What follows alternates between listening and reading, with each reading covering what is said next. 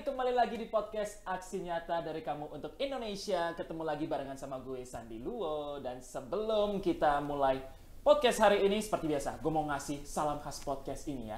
Salam Aksi Nyata dari Kamu untuk Indonesia. Dan pastinya podcast Aksi Nyata ini selalu hadir di berbagai platform. Oke, ini ada di Instagram, Facebook, Twitter, dan YouTube dari Partai Perindo, @partai-perindo. Lo juga bisa nonton di RCTI Plus, Okezone, Sindo News, inews.id, dan juga website dari Partai Perindo. Dan hari ini pembahasannya akan menarik sekali. Gue sangat senang kedatangan tamu sore hari ini. Dia adalah Putri Jasmine, cantik, tampil nyentrik, wisudawan terbaik ilmu politik. Gen Z berpolitik, kenapa tidak? Iya kan? Jadi ini pasti akan mewakili para generasi Z ya. Gue sih masih terlihat semangat gue lah generasi Z ya. Langsung kita sambut aja, beliau adalah salah satu finalis hampir masuk ke 15 besar, jadi masih di showcase, udah keren banget ya. Indonesian Idol 2020, termasuk juga influencer di bidang education dan juga beauty enthusiast. Langsung kita sambut, ada Putri Jasmine. Halo Mas Andi. Apa kabar Putri? Glad to be here. Terima kasih sudah diundang ngobrol-ngobrol di sini. Sangat senang bisa kalian Putri, yang ternyata ketika kita ngobrol tadi sebelum direkam ini, kita ini satu daerah ternyata ya. Iya dong, sama Sumatera ya. Mantap kali. Mantap kali. Orang Medan ya. Iya, banyak lah orang Banyak lah ya kita orang Medan ya. Bisa santai nggak di belakang kamu? Aman ya, aman ya. Mantap kali pembahasan kita. Terima kasih kalian ya orang Medan yang semua nonton podcast ini. Tapi bukan Medan, tenang. Oke, kita tetap akan membahas globalnya lah ya. Tapi karena gua Siantar, lo juga dekat dengan Melayu, Medan. Kapan terakhir kali pulang Medan? Duh, udah lama sih. Papa sering pulang. Oh, Papa yang sering Jadi pulang. kadang ke Medan, kadang ke Padang. Ini muter-muter Sumatera aja. Medan dan Padang ya, sebuah perpaduan. Gua yakin di rumah ini riuh pasti ya. Suara di mana-mana. Yang penting Melayu ya. Yoi. Oh, iya. Makanan-makanan enak. Iya. Yang penting Indonesia. Yang penting Indonesia. Okay. Nah, kita bakal bahas topik yang seru banget, tapi sebelumnya nih, biar lebih akrab lagi dengan Putri Jasmine, mungkin lo boleh memperkenalkan diri lagi supaya yang nonton ya kan semakin bisa kenal nih. Siapakah seorang Putri Jasmine ini? Oke, halo semuanya, salam kenal. Aku Putri Jasmine. Waktu itu pernah di Idol, tadi sudah di-mention sama Mas Sandy. Aku orangnya yang suka banget organisasi, jadi aktif organisasi. Terus juga ya untuk pendidikan, aku juga concern banget di pendidikan. Dan juga intinya untuk menjadi manusia yang bermanfaat ya, buat karya, apalagi bisa bermanfaat buat orang banyak. Itu aja sih sebenarnya. Gokil, bermanfaat buat orang banyak ya. Iya, itu perlu sih. Kayaknya memang itu sih yang harus digarisbawahi ya. Di zaman sekarang semuanya berpikir tentang saya gitu. Iya. Kita butuh orang-orang yang mau untuk keluar dan melakukan sesuatu untuk orang banyak ya. Nah, lo juga menyandang gelar sarjana dengan IPK-nya 3,95. Apakah dia mahasiswa kuliah pulang? Enggak dong. Tentu tidak. Kuliah, organisasi, nongkrong, ketemu ini, ketemu itu. Pulangnya kapan nih, hei? Nggak pulang-pulang ya. Oke, dan programnya juga program studinya ini luar biasa ya. Studi Ilmu Pemerintahan, Fakultas Ilmu Sosial dan Ilmu Politik Unpad. Gokil. Dan berhasil menempuh masa studi selama 3 tahun 5 bulan. Oke, apa yang membuat lo akhirnya mengambil bidang ini? Karena kan tadi nyanyi bisa sampai ikut ajang ya kan, udah prosesnya udah luar biasa itu, terus juga influencer gitu. Kenapa akhirnya memilih di bidang politik? Untuk kuliahnya. Iya. Dari zaman SMA tuh aku emang selalu punya pilihan antara kebijakan publik sama politics. Gak tahu kenapa, karena dari zaman dulu tuh aku ngerasa semua kegiatan yang kita lakukan dari kita lahir sampai kita nantinya meninggal itu selalu berkaitan dengan kebijakan publik dengan politik. Misalnya lo lahir ada akte kelahiran, lo masuk SD dengan berkas-berkas yang ada, lo dulu bikin KTP, bikin SIM, sampai nanti lo menjelang akhir hayat juga lo harus masih ngurusin soal itu kan. Jadi menurut gue sebagai warga negara yang baik dan manusia dan human beings juga, jadi citizens di negara harus paham sama hak dan tanggung jawab kita tuh apa aja sih, dan pemerintah tuh mengatur kita itu apa concernnya, apa yang bisa kita dapatkan gitu, itu harus paham sih secara basic. Emang segala sesuatu yang kita kerjakan ya pasti ada hubungan sama politiknya. Mau kita kita anggap kita nggak mau terlibat dalam politik, tapi sebenarnya ya pada akhirnya kita akan terlibat juga ya di dalam politik ini secara aktif maupun pasif ya gitu. Secara sistemnya. Gue jadi penasaran ya, berarti lu bacaan waktu kecil apa ya? Senangnya, kalau gua kan senangnya baca koran. Iya. Kan memperbanyak perbendaharaan kosakata. Gitu. Tapi kalau dulu baca koran yang pertama dibuka itu bagian olahraga. Kalau gua gitu. Kalau Putri? Aku Bacanya demen sih isu-isu sosial politik, kayak mungkin buku-buku zaman kuliah tuh kayak Political Tribes-nya Amy Chua, atau zaman-zaman zaman kuliah tuh pasti seluruh anak ilmu politik bacanya Max Havelaar gitu-gitu lah ya, pasti lah ya, atau dasar-dasar ilmu politik gitu. Tapi buku-buku kayak Political Tribes tentang privacy, tentang bahkan kayak buku-bukunya Yuval Noah Harari juga aku baca. Suka sih yang kayak gitu-gitu, yang filosofi politiknya apa. Menurut aku kalau deep dive ke bacaan yang lebih hiburan gitu, yang hiburan santai. banyak tentang musik dong. Juga baca. Musik pasti baca ya, karena pasti, suka pasti, nyanyi. Iya. Dulu pasti suka beli majalah-majalah yang isinya chord gitar tuh. Ada nggak sih? Gue lupa namanya apa. Adalah pokoknya ya. Atau mungkin zaman dulu ada tuh iya, ya. Betul. Lupa gue juga namanya. Atau majalah-majalah zaman dulu tuh, majalah infotainment gitu. Oh iya. Atau gua doang ya. Jadi lulus 3,5 tahun nih.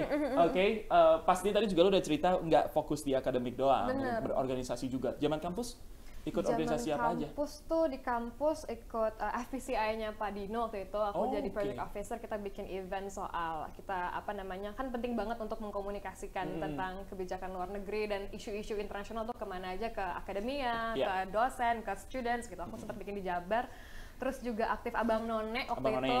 Kan dulu kan Bandung itu kan, Unpad itu kan di Nangor ya, Mas Andi. Jadi kayak dari Nangor ke kantor Wali Kota Jakarta Timur selama 2 bulan lebih aku nyetir, kelar karantina jam 3 pagi, ikut UTS jam 7 pagi di Nangor. Jadi kayak parah banget. Selama 2 bulan ya bolak-balik terus ya. Dan belum ada tol layang waktu itu, FYI. Jadi benar-benar harus kayak bersaing dengan para truk yang ada di bawah. Ya. Dan aku juga nggak mau miss the chance aku bolos kuliah. Jadi benar-benar aku pasang secara priority, schedule time-nya gimana, secara rigid gitu. Biar bisa dua-duanya bisa Di zaman belum ada kuliah online secara rutin ya. Jauh dari itu gitu. Terus aku juga aktif conference. Terakhir tuh aku kemarin ke Rusia, zaman kuliah ke India juga. Alhamdulillah kepilih jadi Indonesia representatif juga, mewakili. Senang sih ketemu banyak anak muda, kita gather around ngomongin soal kebijakan apa sih tentang youth policy gitu. Dari zaman dulu dari zaman dulu udah senang ya. Udah keluar kemana-mana, bahkan sudah mewakili Indonesia. Ya alhamdulillahnya sih gitu. Dan juga memang tercatat sebagai juara harapan 1 ajang Abang None Jakarta Timur 2019. Jadi tergabung di Abang None Jakarta Timur ya? Yes. Gokil. Karena saat itu untuk bersaing ke DKI harus postpone 1 semester. Harus 1 semester ya? Iya, untuk kuliah. Dan aku kan di Bandung juga kan Mas, jadi secara perhitungan kayaknya aku lebih milih edukasi dulu sih. Belum masuk nih gitu ya. Tapi at least ya at least aku udah Jakarta nyoba di sini. Timur sudah ya. Dan itu dia tadi sudah disebutkan juga untuk tingkat internasional ya, mewakili delegasi Indonesia di ajang Second Asian India Youth Summit di India 2019. Dan apa yang menjadi pacuan buat seorang putri nih untuk tetap pandai menempatkan diri di berbagai situasi? Kayaknya kan tadi kuliah, harus bisa Abang None, habis itu ikut organisasi ini, dikirim ke India, dikirim ke Rusia dan sebagainya gitu. Gimana cara menempatkan diri dan menyelesaikan diri untuk ingat, oh gue ini juga masih mahasiswa loh. Tapi satu sisi juga, iya gue mewakili organisasi ataupun bangsa gitu. Gimana tuh Putri? Untuk menempatkan diri lebih ke soft skill sekali ya. Aku selalu percaya kemampuan akademik aja mau IPK kalau 4 itu nggak cukup sih Mas. Kalau kita nggak bisa mengkomunikasikannya dengan baik ke orang gitu. How you communicate with others, how you debate with others, how you negotiate lah ya. Jadi menurut aku kematangan untuk menempatkan diri itu juga masuk ke komunikasi juga. Jadi penting sih sebagai anak muda nih, energi kita masih banyak, kita harus pinter-pinter baca orang secara individual, cara masuknya gimana. Of course kita ketemu berbagai different cultures, beda suku, beda cara, behaviornya, tapi itu yang membuat kita indah sebagai human beings kan. Beragam-beragam itu yang untuk kita pelajari secara lebih dalam. Oke, dan prioritas lah pada akhirnya yang mana harus diduluankan, yang mana yang bisa ditahan, tapi ingat tetap pada tanggung jawab ya. Betul. Oke, karena pada akhirnya kalau semakin banyak yang kita kerjakan, waktu sih. Waktu ya. Bagi-bagi waktu seperti apa? Parah maksudnya banget. Kalender lu pasti tiap hari merah semua itu. 3-4 event kayaknya banget zaman waktu yang Apnon itu sih. Aku bikin Excel sheet, aku taruh setiap mata kuliahku ujian kapan aja dan karantina sampai jam 3 pagi. Aku bikin dari top priority sampai yang the least priority. Kapan aja aku harus nggak bisa ikut kelas kampus, kapan aja aku nggak bisa ikut kelas Apnon, kapan aja aku harus misalnya aku nggak ikut kampus, aku nggak ikut Apnon, disuruh ke kedutaan misalnya. Jadi aku benar-benar bikin tuh precisely sampai menit-menitnya kapan gitu. Itu belajar juga sih buat mendisiplinkan diri. Iya. Disiplin waktu sih udah Waktu itu penting itu banget. balik diri sendiri sih. Yes. Mau orang seperti apapun nggak bisa emang kalau kita Benar-benar. nggak mau ya kan, Betul, karena betul. itu tentang disiplin diri sendiri. Pada akhirnya apa yang dipelajari dari segitu banyak hal yang dikerjakan terutama di masa kuliah? Apa yang paling ngebentuk lu sampai sekarang? Yang ngebentuk adalah disiplin pasti ya, tapi juga memanajemenisasi sama set your own goals itu penting sih. Set fokus. Oke, misalkan ngomongnya harus fokus dan disiplin gitu ya, tapi harus dirinci lagi tuh fokusnya kemana aja, goalsnya apa aja yang bisa dicapai 3-6 bulan, apa aja yang bisa dicapai seminggu ke depan. Jadi benar-benar harus benar-benar dirinci dari waktu per waktunya gimana dan caranya seperti apa. Kadang kalau kita terlalu mikirin dream big goals itu kayaknya jauh banget kan. Udah di sini nih, tapi kalau kita misalkan detailin lagi satu-satu itu kayaknya achievable kok guys, kayak nggak ada yang nggak mungkin gitu selama kita mau ada niatnya dan usaha. Detail ya, berarti lo into the detail banget ya. Nggak bisa miss kayak satu persatu, lumayan. Iya. Perfeksionis juga nggak? Ya, overthinking masih. Jadi, karena perfeksionis. Iya, udah ngarahnya ke situ ya. Ya, aduh harusnya gue tadi nggak gini ya, gitu. Padahal sebenarnya fine aja. Fine aja ya. Berarti kepikiran gitu ya. Oke. Dan ini pertanyaan yang ditulis ya dengan penampilan yang nyentrik. Bentar dulu. Nyentrik ya? Enggak. Emang nyentrik ya harusnya? Harusnya agak nyentrik. Kita cek dulu sosial medianya. Suka berorganisasi, tadi udah dijelaskan, oke, punya banyak skill di dunia public speaking terutama. Amin. Apa yang membuat seorang putri akhirnya tertarik pada ilmu politik dibanding ilmu komunikasi? Karena kan sebenarnya lo dengan kemampuan komunikasi yang udah luas, udah advance, lo bisa memilih kemana aja gitu. Tapi kenapa akhirnya milihnya politik? Oke, generally sebenarnya ilmu politik sama ilmu komunikasi tuh sangat dekat banget, secara keilmuan juga sangat beririsan. Kayak let's say sekarang waktu zaman pemilihan ya, kalau ilmu komunikasinya kita ilustrasi yang paling relevan soal gimana menggandeng opini publik misalnya, menggiringnya gimana. Tapi dengan basic ilmu politik yang kita punya soal bagaimana kita memahami sistemnya seperti apa, sistem politiknya, peraturannya seperti apa. Jadi misalkan dari kampanye misalnya itu butuh analisa dari ilmu politik untuk ini sampai mana nih efektivitas dan efisiennya, itu juga perlu dipupuk dengan basic ilmu politik of course gitu. Jadi komunikasi sama ilmu politik, makanya ada komunikasi politik kan ya, ada debat, ada apa, itu dari ilmu komunikasinya. Jadi sebenarnya kalau diomongin kan, ya dengan kemampuan yang lu punya sekarang, lu kalau mau lari ke entertainment bisa, ke bidang-bidang yang lain misalnya bisnis dan sebagainya juga bisa gitu. Tapi akhirnya fokusnya ke politik banget karena memang dari kecil ya berarti ya senengnya ya. Suka sih, tapi waktu sepanjang abis lulus juga aku sempat kerja, sempat bisnis di waste management, sempat coba di bidang NFT bahkan, terakhir aku sempat di startup. Jadi bener-bener aku coba, karena masih muda itu tadi aku ngerasa, jadi harus aku analisa berbagai areanya itu apa aja kesinambungannya untuk paham gitu. Oke, jadi selepas dari kuliah memang sempat coba beberapa bidang ya untuk mencari tahu lagi ya. Waktu itu sempat intern juga di kantor staf presiden komunikasi politik, and then aku masuk ke startup di bidang teknologi yang marketing soal digital content misalnya. Jadi aku banyak berbagai area aku coba. Waste management pun juga aku coba gitu. Akhirnya apa yang bikin lu kayaknya firm nih, gua adalah, kalau orang nanya sekarang Putri Jasmine itu siapa? Berarti lu sebagai siapa nih? Lu akan menampilkan diri lu saat ini? Sebagai siapa ya? Sebagai Gen Z yang punya semangat penuh untuk bisa berimpact untuk sosial sih menurut aku. Akhirnya fokusnya ke sana ya? Iya, makanya insya Allah mau lanjut S2 juga. Oke. Sudah ada bayangan ya S2-nya? Sudah. Tinggal berangkat nih berarti? Nah, karena setelah melihat apa yang dilakukan setelah kuliah ya kan, dari kecil juga udah senang, apakah saat ini sebenarnya lu udah tertarik dan berkecimpung untuk di dunia politik full saat ini? Oh, itu perlu dianalisa lebih deep dive lagi sih pasti. Tapi untuk sebelum ke arah situ, makanya aku juga pupuk dengan misalkan pengalaman, dengan ngobrol sama orang yang udah lebih senior dan expertise misalnya, untuk paham ini gimana sih Bang, Mas, Mbak gitu. Untuk kita pupuk sebagai masih muda juga kan. Tapi aku senang sih anak-anak muda sekarang udah pada langsung terjun langsung. Dan sebagainya. Karena kalau bukan sekarang kan kapan lagi ya anak muda. Berarti akan segera ya, mungkin ya. Mungkin. Akan segera ya. Kalau begitu pandangannya tentang Partai Perindo deh. Seperti apa? Ya kan karena Partai Perindo juga banyak bergerak untuk anak muda yang pasti sejalan dengan visi misi yang lu punya gitu. Seperti apa pandangan lu? Untuk Partai Perindo, aku ngelihat, apalagi terutama dari tahun kemarin ya, aku juga udah lihat-lihat. Dari research ya dari tahun lalu. Menurut aku ini sih partai besar yang juga peka sama keinginan milenial sama Gen Z itu seperti apa, bagaimana mengadvokasinya. Karena kan kalau ngomongin milenial sama Gen Z kan juga hampir populasinya 50% lebih ya di Indonesia saat ini. Dan kayak bapak gitu juga pintar untuk apa namanya ya udah